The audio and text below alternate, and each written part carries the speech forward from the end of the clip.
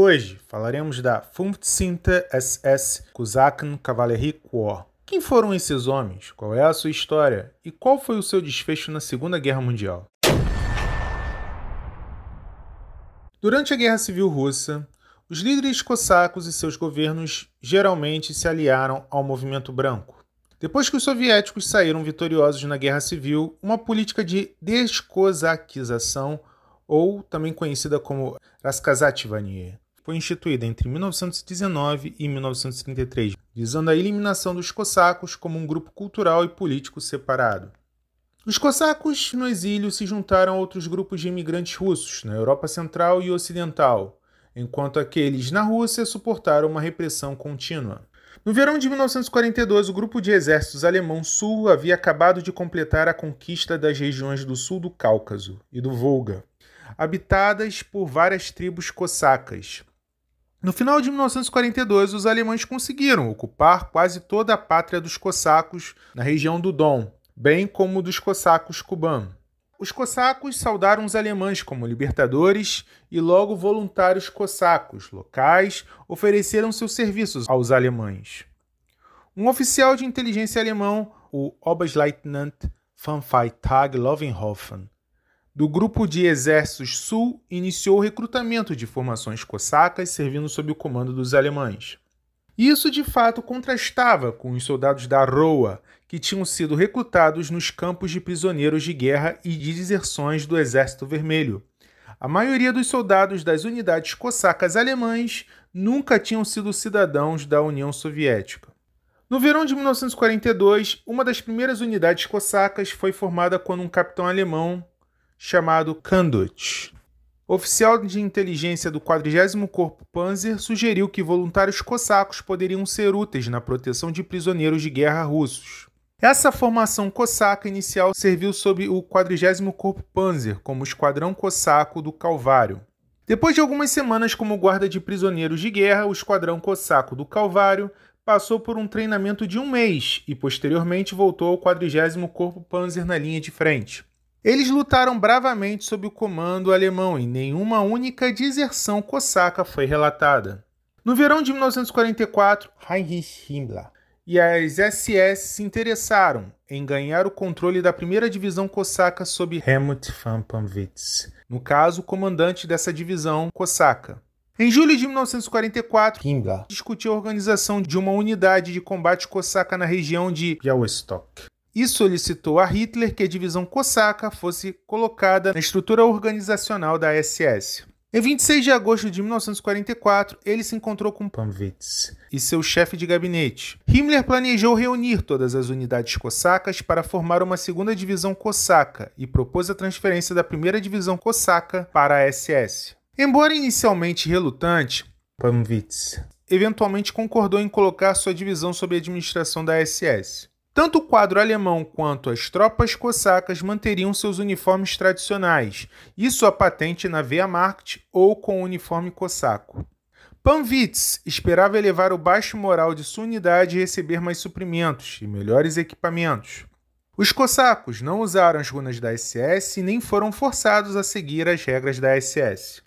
Em setembro de 1944, o 15º Corpo de Cavalaria Cosaca, ou 15ª SS Kosaken-Kavalleriekorps, foi estabelecido como base da primeira divisão cosaca. Os cossacos lutaram contra a 133ª Divisão de Infantaria Soviética, em 25 de dezembro de 1944, perto de Pitomatsa, para impedi-los de cruzar o rio Drava. O comandante do 5º Regimento de Cavalaria Cosaca foi condecorado com a Cruz de Ferro primeira classe após essa batalha. Em novembro de 1944, a primeira divisão cosaca foi assumida pela Waffen-SS. A SS Führungshauptamt reorganizou a divisão e usou mais unidades de combate cossacas no exército e na Ordnungspolizei para formar uma segunda divisão de cavalaria cosaca.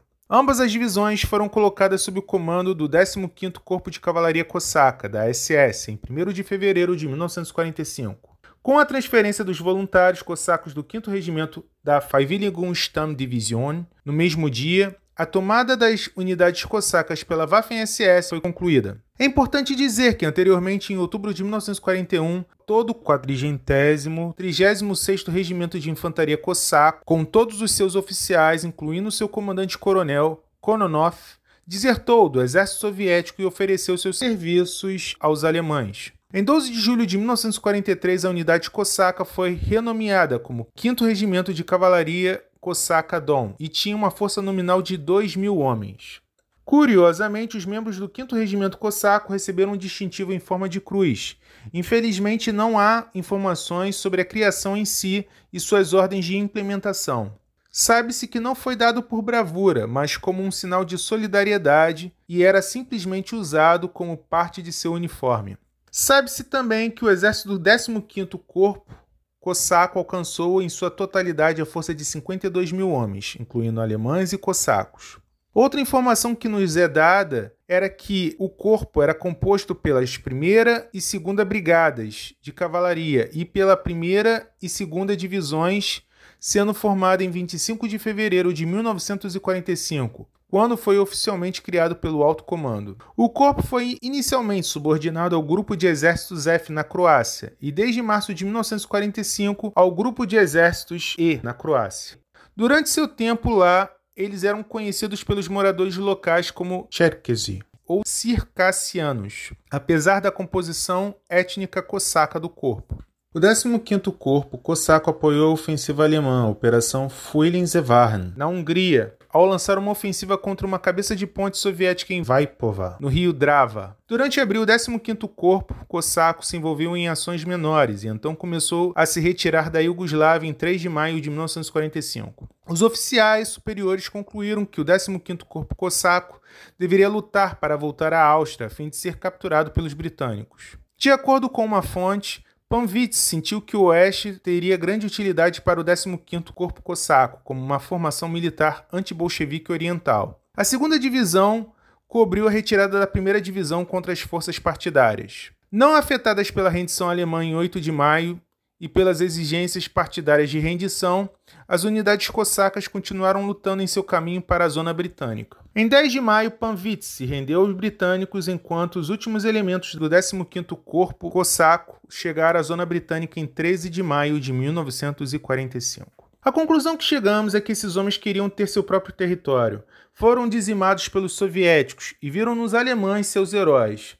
O que se sabe é que os britânicos fizeram uma promessa a esses homens e depois entregaram praticamente todos eles aos soviéticos. Panvitz foi julgado em 1947 por crimes de guerra pelo Colégio Militar da Suprema Corte da União Soviética. Foi sentenciado à morte em 16 de janeiro de 1947 e executado na prisão de Lefortovo no mesmo dia. Kononov foi capturado pelos britânicos e libertado em 1946. Temendo a extradição e execução na União Soviética, ele se mudou em 1948 para a Austrália. Kononov foi o único general que desertou para sobreviver à guerra e à subsequente perseguição soviética. No próximo episódio falaremos da Armenische Legion, ou seja, a Legião da Armênia. Se você não se inscreveu, a hora é agora. Um grande abraço e até a próxima.